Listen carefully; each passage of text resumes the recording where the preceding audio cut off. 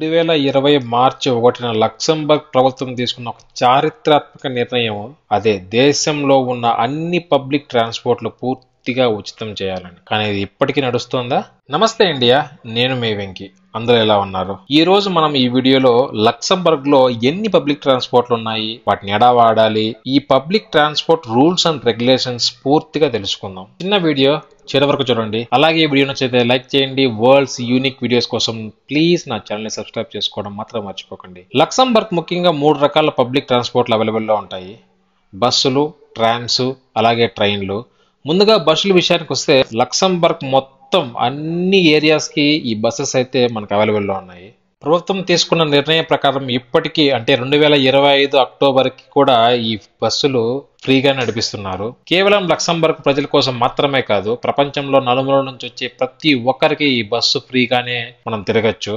మన ఇండియాలో కూడా ఢిల్లీ, పంజాబ్, చండీగఢ్, కర్ణాటక, తమిళనాడు, తెలంగాణ, ఆంధ్రప్రదేశ్ లో ఉన్న ఆడవాళ్ళకి ఆ రాష్ట్రంలో ఫ్రీగా బస్ లో తిరిగే ఫెసిలిటీ ఉంది. అదే దేశం మొత్తం తిరిగే ఫెసిలిటీ ఇస్తే ఎలా ఉంటుందో కామెంట్ చేయండి. లక్సెంబర్గ్ లో రెండవ పబ్లిక్ ట్రాన్స్పోర్ట్ ఈ ట్రామ్స్. ఇవి పూర్తిగా గాజుతో, సాఫ్ట్ లైటింగ్ తో, లేటెస్ట్ టెక్నాలజీతో కలిగి ఉంటుంది. ఈ ట్రామ్స్ వలన లక్సెంబర్గ్ అందం ఇంకొంచెం పెరిగింది. బస్సులు గాని, ట్రామ్స్ గాని చూడడానికి కలర్ఫుల్ గా చాలా అంటే చాలా అందంగా ఉంటాయి. ఎస్పెషల్లీ నైట్ లో చూడాలా నెక్స్ట్ లెవెల్లో ఉంటాయి. అదిరిపోయే విషయం ఏమిటంటే ఇందులో కూడా ప్రయాణం పూర్తిగా ఉచితంగానే ఉంటుంది. ఈ ట్రామ్స్ సెంట్రల్ రైల్వే స్టేషన్ నుండి యూరోపియన్ పార్లమెంట్ దాకా అంటే దాదాపు సిటీలోని అన్ని మెయిన్ ప్లేసెస్ ని కనెక్ట్ చేస్తుంది.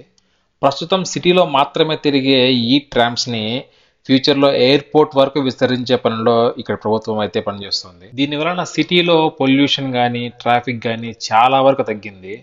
బస్సెస్ లాగే ఇక్కడ నైట్ టైమ్స్ ఈ ట్రామ్స్ కూడా ఫ్రీక్వెన్సీ కొంచెం తగ్గుతుంది. లాస్ట్ బట్ నాట్ లీస్ట్, 3వ అతిపెద్ద పబ్లిక్ ట్రాన్స్పోర్ట్ అయిన ఆర్బీ రీజనల్ బౌండ్ ట్రైన్స్ ప్రారంభమయ్యే లక్సెంబర్గ్ కంట్రీ యొక్క సెంట్రల్ సిటీ రైల్వే స్టేషన్ ఇదే. లోపలికి రాగానే ఎంట్రన్స్ లో స్టేషన్ పై భాగంలో చూడండి, ఆర్ట్ వర్క్ ఎంత అద్భుతంగా ఉంది కదా. ఇదే లక్సెంబర్గ్ మెయిన్ స్టేషన్. అదిగో ఆర్బీ ట్రైన్ రెడీగా ఉంది. లోపలికి వెళ్ళి అందులోని ఫెసిలిటీస్ చూద్దాం రండి.